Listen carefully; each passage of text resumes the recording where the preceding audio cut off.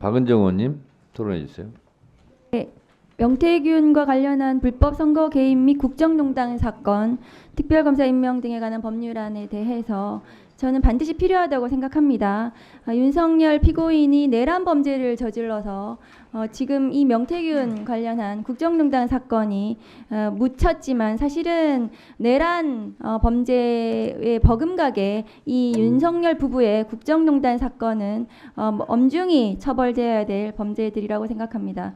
명태균이 등장한 게 작년 9월 19일 언론 기사에서 시작이 됐는데 5개월이 지났지만 이 명태균 게이트의 핵심 공범으로 보이는 김건희에 대한 소환 조사가 이루어지지 않고 있습니다.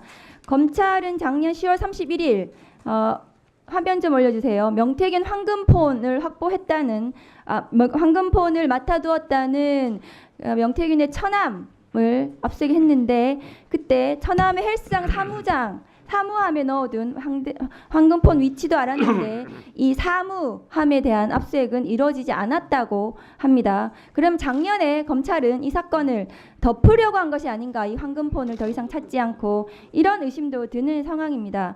법무장관 대행님, 네. 다음 거 보여주세요. 이렇게 큰 사건을 계속 창원에서 수사하는 것도 저는 이해가 되지 않습니다. 황금폰이 없었는데도 불구하고 작년 11월 4일 지금 보시는 바와 같이 명태균 검찰 수사 보고서가 나온 거 보셨죠? 맞습니까? 네. 보고 받으셨나요?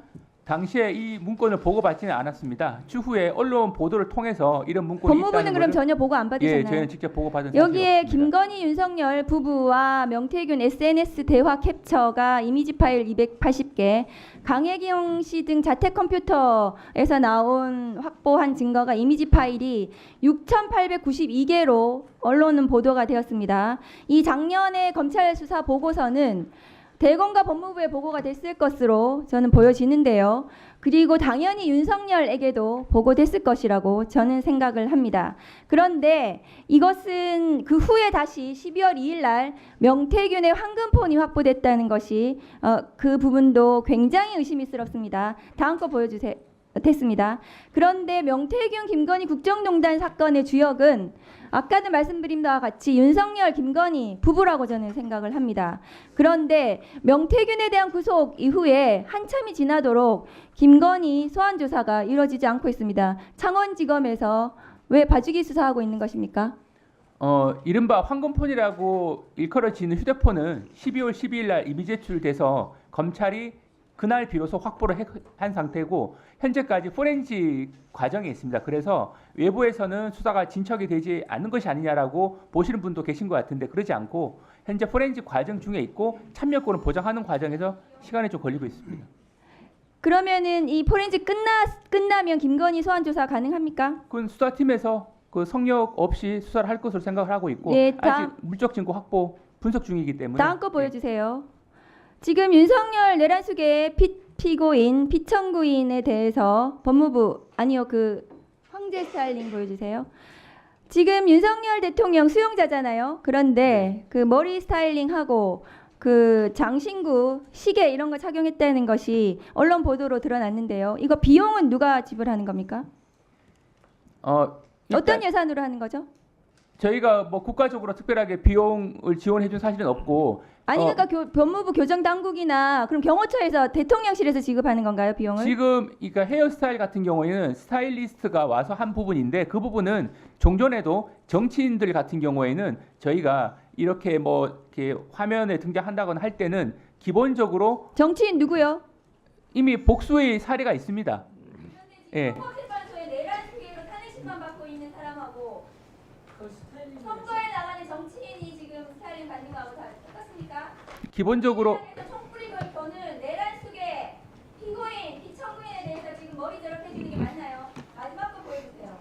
그리고 저 시계하고 왜 저런 가발 같은 거 왜 해줍니까?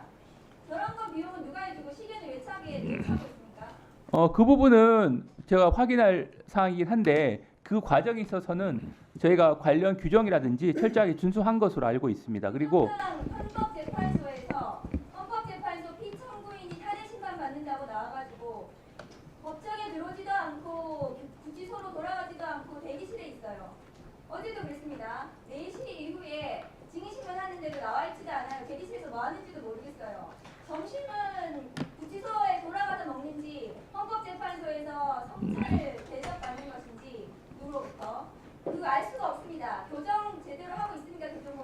네, 관련 음식이라든지 여러 가지 시설 등은 다른 수용자들과 차이가 없습니다.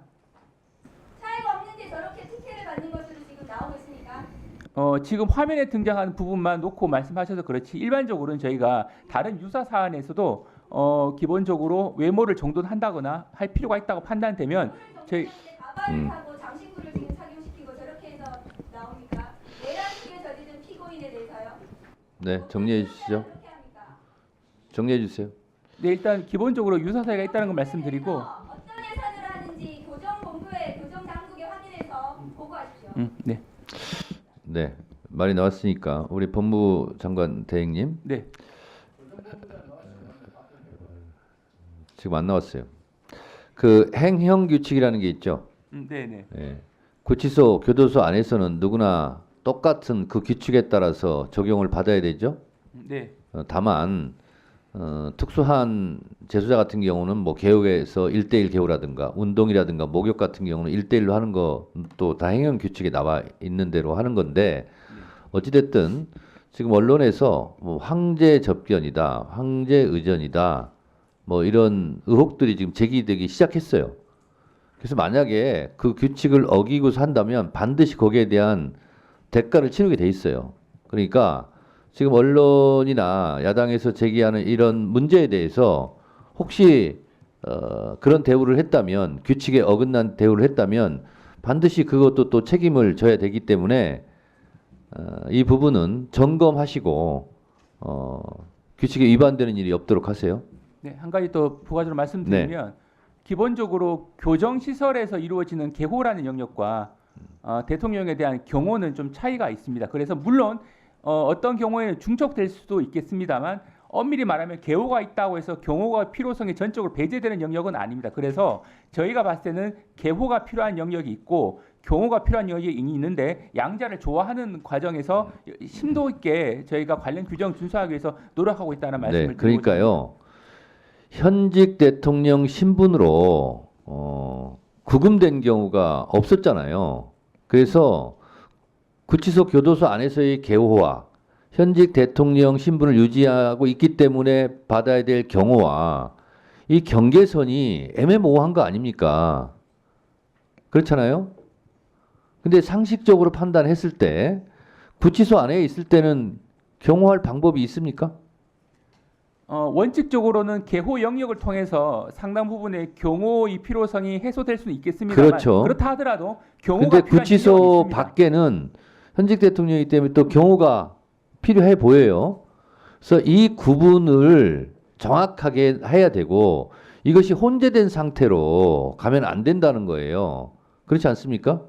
그래서 그거를 만약에 그런 것이 지금 첫 사례이기 때문에 마련되지 않았다면 마련해서 그거를 적용하는 것이 맞지 않을까요?